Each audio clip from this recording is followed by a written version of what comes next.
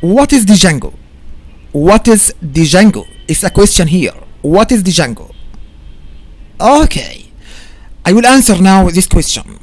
Django was born in 2003 in a press agency of Lawrence and Kansas. Is a web framework, by the way, that uses Python to create websites. Its goal is to write very fast dynamic websites. In 2005, the agency decided to publish the Django source code in the BSD license. In 2008, the Django Software Foundation was created to support and advance Django version 1.00, and of the framework was released of a few months later. Okay, Django's slogan. What about Django's slogan? The web framework for perfectionists with deadlines. Django's slogan is explicit. This framework was created to accelerate the development phase of a site, but not exclusively. Indeed, this framework uses the MVC pattern, which enables us to have a coherent architecture, as we will see in the next chapter. Okay, until 2013, Django was only compatible with Python version 2.x, but Django 1.5, released on February 26 February 2013, points towards the beginning of Python 3 compatibility. Okay, today big organizations such as the Instagram mobile website and Mozilla.org and OpenStack.org are using Django, and many websites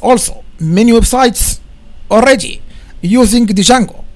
Django, a web framework, by the way, and a framework is a set of software that organizes the architecture of an application and makes a developer's job easier.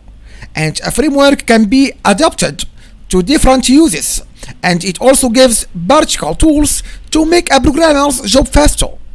And thus, some features that are regularly used on a website can be automated, such as database and administration and user management. Once a programmer handles a framework, it greatly improves their productivity and the code quality. And what about the MVC framework? MVC framework.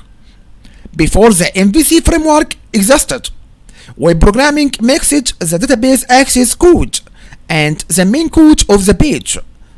This returned an HTML page to the user, and even if we are strong CSS and JavaScript files in external files, and server-side language codes are stored in one file that is shared between at least 3 languages: Python and SQL and HTML. Okay, the MVC pattern was created to separate logic from representation and have an internal architecture that is more tangible and real. The model view controller MVC represents the 3 application layers that the paradigm recommends. Okay, what about modules? What about the modules? This represents data organization in a database. In simple words, we can say that each module defines a table in the database and the relations between other modules, and is assigned to them that every bit of data is stored in the database. Okay, second thing, what about the views? Views, this contain all the information, by the way, that will be sent to the client.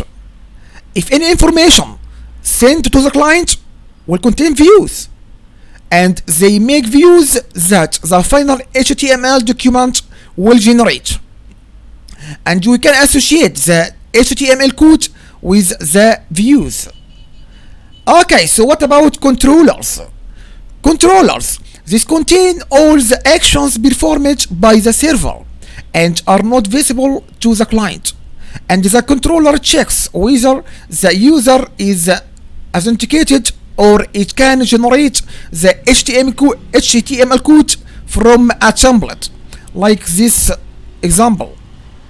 We have module and we have view and we have controller here, and we have the computer. The following are the steps that are followed in an application with the MVC pattern.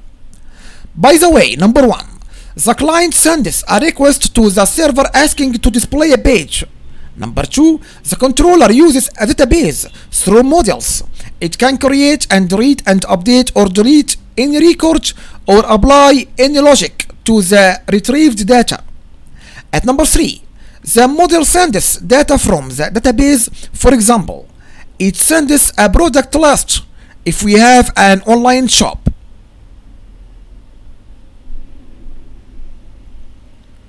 Number 4, the controller injects data into a view to generate it. Number 5, the view returns its content depending on the data given by the controller. Number 6, the controller returns the HTML content to the client. The MVC pattern enables us to get coherence for each project's worker. And in a web agency, where there is a web designer and there are developers. By the way, the web designer is the head of the views, and given that views contain only the HTML code, and the web designer will not be distributed by the developer's code, and developers edit their modules and controllers. Okay, Django in particular uses an MVT pattern. In this pattern, views are replaced by templates and controllers are replaced by views.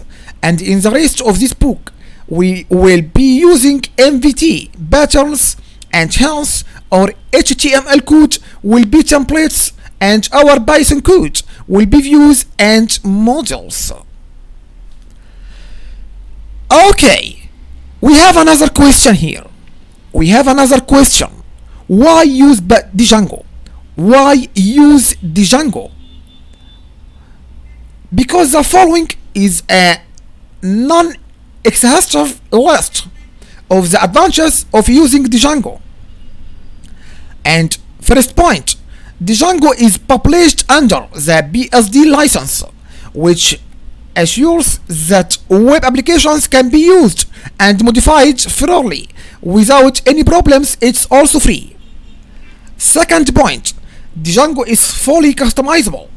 Developers can adapt to it easily by creating modules or overriding framework methods.